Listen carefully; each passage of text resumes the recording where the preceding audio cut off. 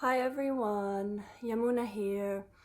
As a lot of you know, I have started to teach a meditation called heart practice. But what makes this meditation really special is that at some point it stops being a meditation and it starts being a way of living, a way of being. You start living from a new space. And in my group class, something very interesting came up, which I would like to share with you today. I think something that I would like to say about heart practice is when you compare it to other meditations like mindfulness or generally guided meditations, I suppose it would be fair to say that those kinds of meditations, you are using the mind to talk through something, to walk through something, and to reach a certain stillness. The difference, I believe, in the heart practice is that we are transcending the mind. The mind can be busy, the mind can be doing whatever it needs to be doing. It doesn't stop us from moving our consciousness. And I think this is the biggest part. It's starting to shift that identification of who we are, starting to shift it from the mind space into the heart space. And for anyone who is not so familiar with the idea of us being separate from mind, I would highly recommend you read the classic by Eckhart Tolle, The Power of Now. And he just puts it like it took me, I remember that was the first book I read, which I think really kickstarted my spiritual journey. And he put it so simply. It is so simple. It took me a long time to get my head around this. He couldn't stop thinking, I can't live with myself anymore.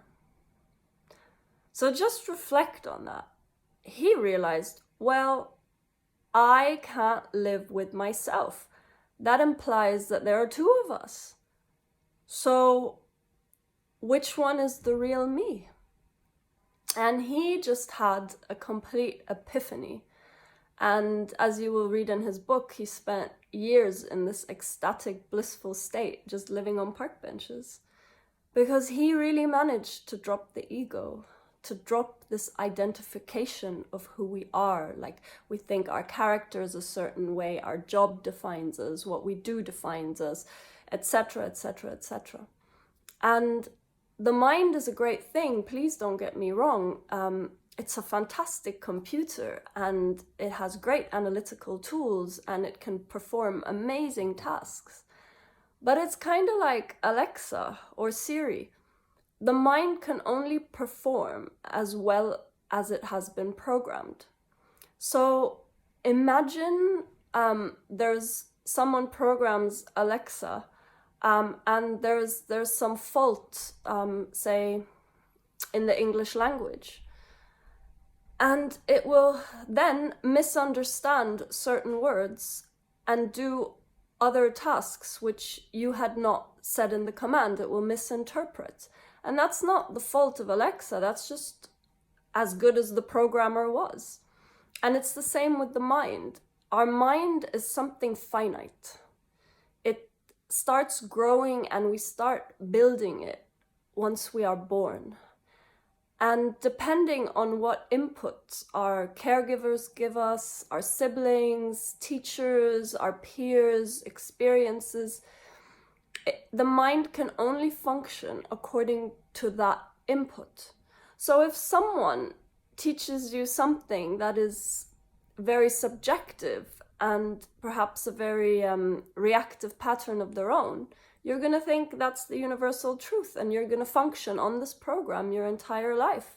Unless, and this is where I think life starts happening, when you start experiencing that there is mind, thoughts,